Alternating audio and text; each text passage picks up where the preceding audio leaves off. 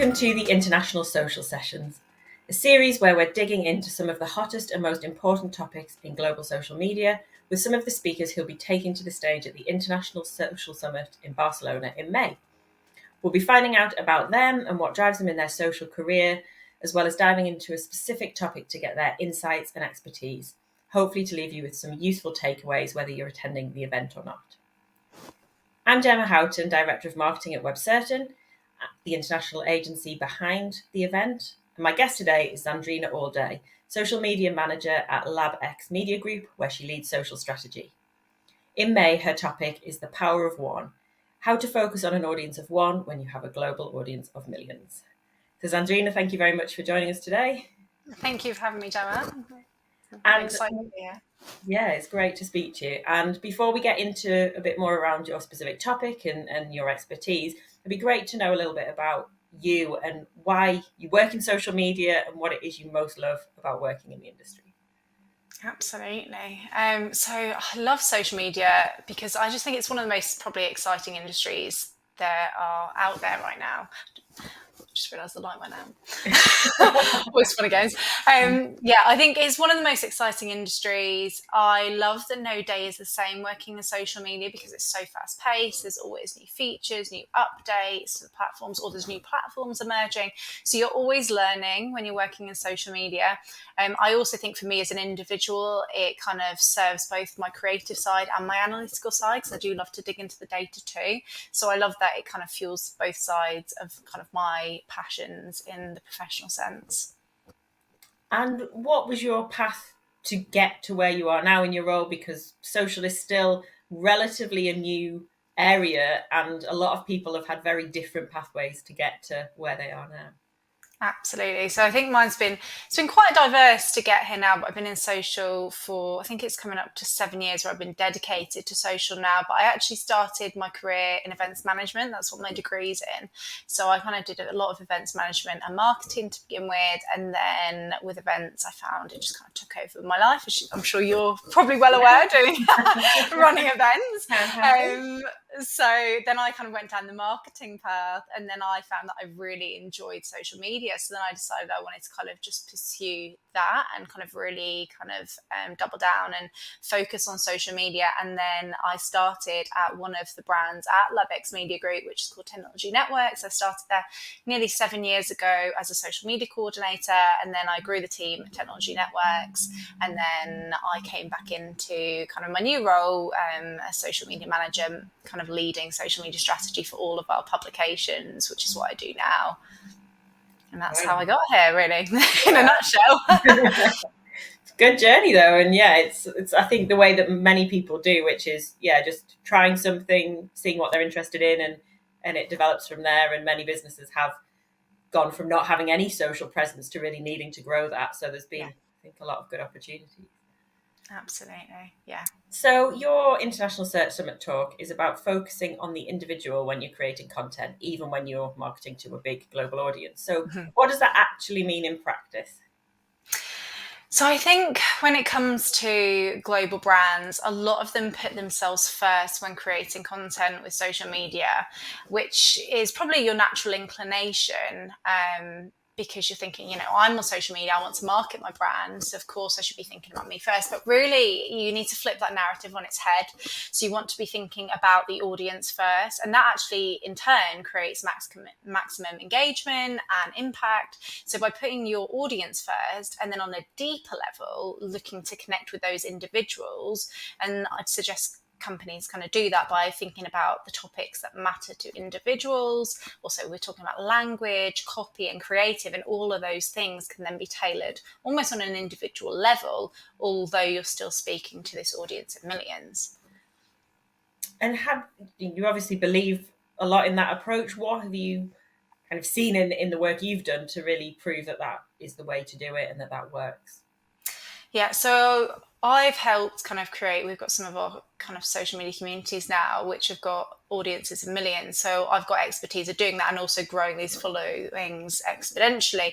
And with that, we always focused on that kind of community level to foster those conversations and really understand what individuals were looking for.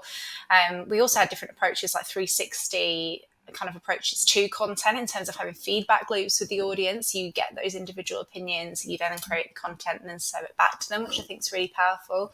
But that all really drills down to the fact that social media is human to human marketing. And again, I think it's one of those fundamentals that underpin social media, but it's not something that's taught about enough. So when you're looking at your audience, you are marketing to me as like a social media lead, or me as a bride to be, for example, or even me as a mum. You're marketing to me, Andrina, as an individual. So then you have to think, and again, this comes down to like audience personas, but you need to think about what characteristics make up your person, that ideal kind of audience persona or buyer persona, however you want to call it. What are those individual interests, those passions, and what could their personality look like? And then kind of using social media to talk to those people directly. Yeah, absolutely. It's all about that human to human, like you say. And actually, having had a few conversations with other speakers at the event, that I think that is going to be a theme that's going to be running through the different talks, that really it's about getting back into that, really thinking about, what do that person who's going to be seeing that post, even though there's lots of them, what do they really want and what are they going to think? I love that. Yeah, I think there's a lot of marketers now that we're trying to bring that authenticity back. I think we've had the polished side of social media over the years, and now people want a lot more of the real side, and that then comes through with the approach as well. So if somebody's looking to maybe reframe the approach that they have got at their company, and start a new way and think more about it in the way you've talked about, what are your tips for getting started with that, and how do you really change that mindset of content creation to go into that individual human to human approach? Yeah, so I think it comes back to going back to basics. So like I was saying a minute ago, those fundamentals of social media and what they are. And again, different people will have slightly different opinions. But for me, when we're looking at content and how we create that, I think it all distills down to, I'd say, these three kind of content buckets, which I say are entertain, educate, and inspire. And I do think things fall into that. So, for example, in the educate bucket, you might have informing people. So I'm using that as a very broad term, but there are other things that branch off that. But I think if fundamentally your content isn't entertaining, educating, or inspiring people, it shouldn't be being posted. And that might be quite controversial, but everything should feed back into that. And, some people I've had conversations with who are other social media professionals have said, well, like, what about community? I'm like, essentially, these are your three content buckets, and community will feed into them. So you can create a piece of content that's entertaining, but serve it to the community, and also have that individual element to it. And again, the same with educate and the same with inspire. Yeah, absolutely. It's all about having that focus, I suppose, to start with. And every time you post, you're creating content, does it fit? Because if you don't know what your framework is, how do you know what does fit, and how do you know what you can plan in? Yeah. And then, so that's my question next was going to be, where do you think generally global brands go wrong? And I guess that's one of them, is not having this framework, not having a clear guide on what it is they're trying to achieve and what it is their audience wants. But what else would you say are common mistakes that you think exist in social? Yeah, I think on that, I think a lot of brands, where they go wrong is they are, coming back to my first point, is they think they're too focused on themselves. And you've got to kind of think about the bigger picture, because social media and marketing as a whole is all about solving problems. It's all about helping people achieve their goals, or helping somebody do a specific action, and whatever that action is for that person. So when you distill it back down to that, I think that's where you get it right. But the brands that are doing it wrong aren't kind of looking at it at that more strategic approach. Some people are just kind of looking at like, let's get this content out, and depending on the size of social teams, and that's where a lot of it plays into. You've got some huge global brands that obviously have teams of 30, 40 people, but then you've got a lot of companies out there who have a team of one, or even not even a team of one. It might be a part of somebody's role. So that's when obviously people are more time poor, and they're just putting content out for content's sake, but not thinking about the strategy. So I think if you get the strategy, everything then aligns to it. And I think that's where you can kind of make the biggest change of how your content appeals to your audience. Yeah, absolutely. And what about those brands that really get that? Are there any examples you've got where you see what they're putting out there and think, yeah, you've really kind of nailed this, you really got on point with what you're doing? Yeah, I think, I mean, these are probably going to be no surprise, but two absolutely huge global brands that I adore their campaigns time and time again. They just get it so right. Is Nike and Yeah. Dove. Yeah. They both exactly know who they're speaking to. They know who their audience is, their consumer, but they tap into that human Yeah. to human marketing, and they make you feel something. And that's how, they have these successful marketing campaigns time and time again. Yeah, and I think that's it. They make you feel something, and that it doesn't always. Everybody won't feel the same, and you're not always going to hit everybody right. But in a way, that doesn't even matter because you still had an impact. And even if people don't necessarily agree with everything or really love every campaign, it's still memorable and it still stands out. And that's something that I think is, yeah, both of those are well known for, and that does have an impact for sure on how well they're recognised and how well people think of them. And then from the global side, if we're talking about, obviously you've got to take into a lot more, you've got to think a lot more about marketing to these different countries, different cultures. You've got a lot of different nuance to take into account. So what's your approach when you're kind of looking beyond just one market, and how to take this approach? You're marketing to one individual, but that one individual is very different in all of those markets. Definitely.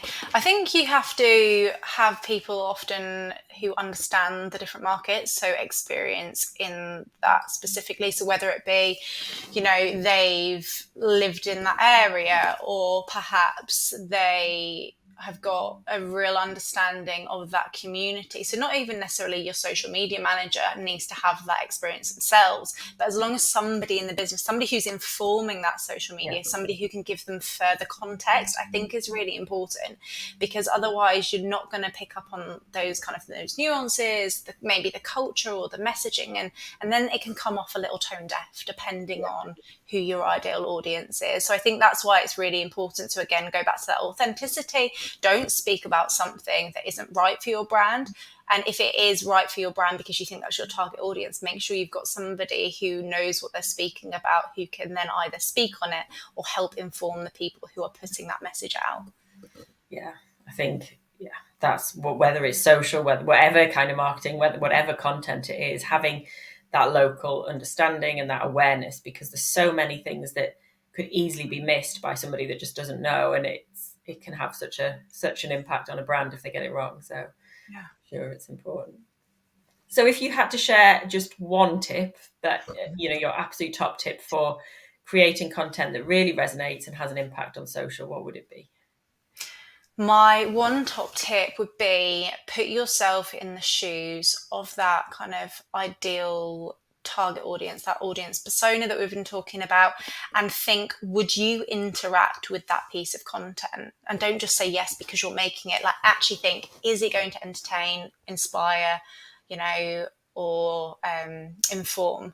And if it's not, then that's not what you should be posting. And that, I think, underpins everything. Absolutely, great advice.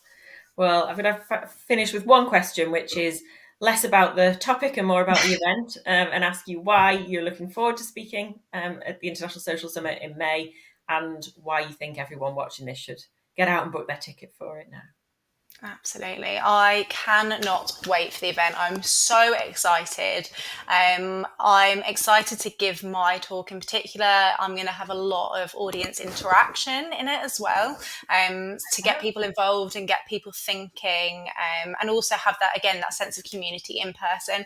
And that's another reason I'm so excited to come to the event and be an attendee too, is to have that peer-to-peer connection and community, to have those discussions. And I think after these talks, even in those interludes, into those moments, you have those conversations with your peers about what that person said. And it's great because it changes your thinking, it challenges your thinking. And I genuinely believe in social media, the best way to learn about strategy is to attend events like the International Social Summit.